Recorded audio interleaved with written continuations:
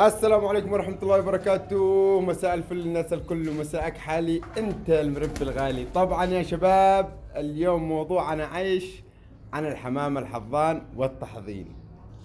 ايش مهمة الحضان للمربي؟ الحضان يغنيك عن كل شيء، بالذات للمربين الحمام الزينة، مربين للمحاكر والانتاج السريع للطيور. طبعا الحضان اهم حاجة يكون ايش؟ في الاول والاخير انه يكون ايش؟ حنون قبل كل شيء. لا تهمليش النوع ولا اي حاجة. بعض يقول لك افضل الزاجل ذو بعده غلي. طيب ما اختلفناش، الزاجل حنون طبعا، هو يكمل الانثى. الذكر ما شاء الله يعتمد التأكيل عليه لما الانثى تحضن تحت البيض، والذكر بعدين هو بيكمل. الانثى تكون احيانا هي وسيلة جنب الفحل. فالاختيار الحضانات اهم حاجة يكون ايش؟ زي ما قلت لكم يكون حنون. تملك كيف؟ ويفضل أن عند الحضانة ايش؟ تكون الانثى ايش؟ عاقرة. اذا كانت عاقرة تحضن البيض تحته، يا سلام. الانثى يا سلام، امورك تكون بنور النور. طيب في اختيار الحضانات اهم حاجة تختار اللي هو لا فيه مهجنات ولا شيء، ولا ذكر زاجل مع انثى قلابة تركبهم وتحضن تحتن. وكل حاجة من ايش؟ يقول لك ما يقوم لي شل اثنين الفروق ماذا؟ طيب ان كيف التغذية اللي عندك؟ كيف بتأكل الطيب؟ انا بتنوع له الاكل والله واصل. تأكله بالرصافي وتشتيه يقوم لك اثنين فروق؟ اسألك بالله والله ما يقوم من حاجة. بس اهم شيء ايش؟ الحنية. شوف الفحل، شوف ما شاء الله ما شاء الله ساير جاي بس، ويشبج ام الفرخ ذا الحين.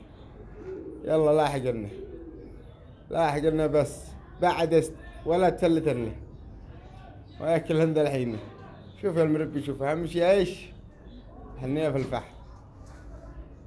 اذا الطير عندك الفحل حنون في الفراخ بالتأكيد، يسمع صوت اي فراخ يروح لا عند المحكر هذاك يشتي اكل الفراخ. هذا الفحل ما تفرطش فيه، لانه بيخدمك كثير في ايش؟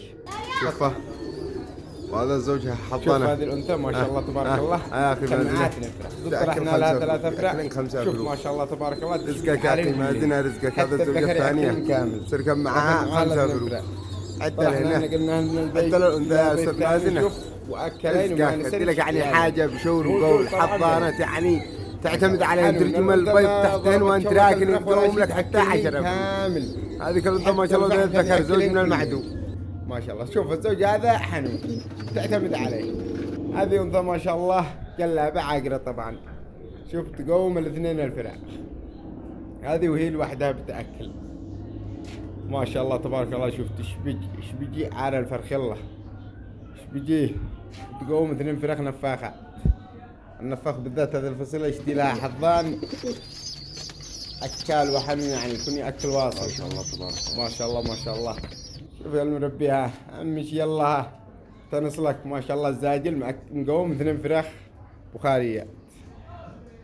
وشوف يا المربي، شوف الفحل الريحاني ما شاء الله تبارك الله. يشبج الفروخ، يشبجين شبج ما شاء الله تبارك الله. اللهم صل على محمد. شوف كيف الحنية في الفحل. يشبج لك 3 فروخ. حول الحضانة كلها فما ذكرها كذا حضان من اي فصيلة. ما شاء الله ما شاء الله تبارك الله. يقول لك لا نخلي الآباء ينتجنهن. كما تابعتوا يا شباب، وهذا في نهاية الفيديو. أخوكم ومحبكم أبو عاهد البدري، ولا تنسوا الاشتراك في القناة وتفعيل الجرس. تحياتي لكم.